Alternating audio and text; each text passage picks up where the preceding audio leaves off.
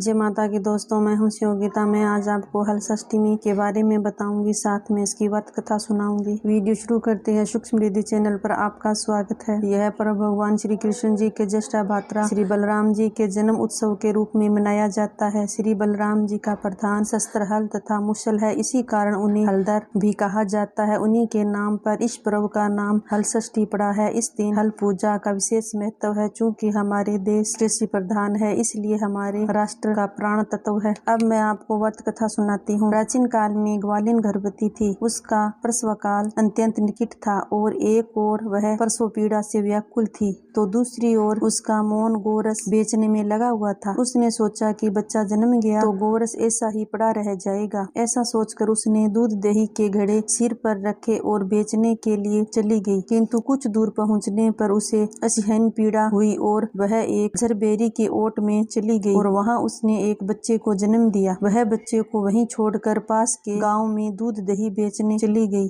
संयोग से उस दिन हलषष्ठी थी। गाय भैंस के मिश्रण दूध को केवल भैंस का दूध बताकर उसे सीधे गांव वालों में बेच दिया। उधर जिस झरबेरी के नीचे उसने बच्चे को छोड़ा था, उसके समीप ही एक खेत में किसान हल जोत रहा था। अचानक उसके बैल भड़क उठे और हल का खल शरीर में घुसने से बालक मर गया। कुछ देर बाद ग्वालिन दूध बेचकर वहां पहुंची तो बच्चे की ऐसी दशा देखकर उसे समझते देर नहीं लगी कि यह सब उसके पाप की सजा है। वह सोचने लगी, यदि गांव में मैंने झूठ बोलकर गाय का दूध न बेचा होता और उस गांव की स्त्रियां का धर्म भ्रष्ट न किया होता तो मेरे बच्चे की यह दशा नहीं होती। अतः मुझे लौटकर सभी बातें गांव वालों को बताकर प्रायश्चित करना चाहिए। ऐसा निश्चय कर वह उस गांव में पहुंची जहां उसने दूध दही बेचा था। वह गली गली घूमकर अपनी करतूत और उसको मिले दंड का बखान करने लगी। तभी स्त्रियों ने सब धर्म और उस पर रहम खाकर क्षमा कर दिया और आशीर्वाद दिया। बहुत सी स्त्रियों के द्वारा आशीर्वाद लेकर जब वह पुनः झरबेरी के नीचे पहुंची तो यह देखकर आश्चर्यचकित रह गई कि वहां उसका पुत्र जीवित अवस्था में पड़ा था। तभी उसने स्वार्थ के लिए झूठ बोलने को ब्रह्म हत्या समान समझ और कभी भी झूठ नहीं बोलने का प्रण कर लिया। कहानी संपन्न हुई। मेरी छोटी सी वीडियो पसंद आई होगी तो आप मेरे चैनल को सब्सक्राइब करें। अगर आप होम रेमेडी टिप्स के बारे में जानना चाहते हो तो HBT टिप्स चैनल को विजिट करें और लिंक आपको इसका बायो में मिल जाएगा। Thank you.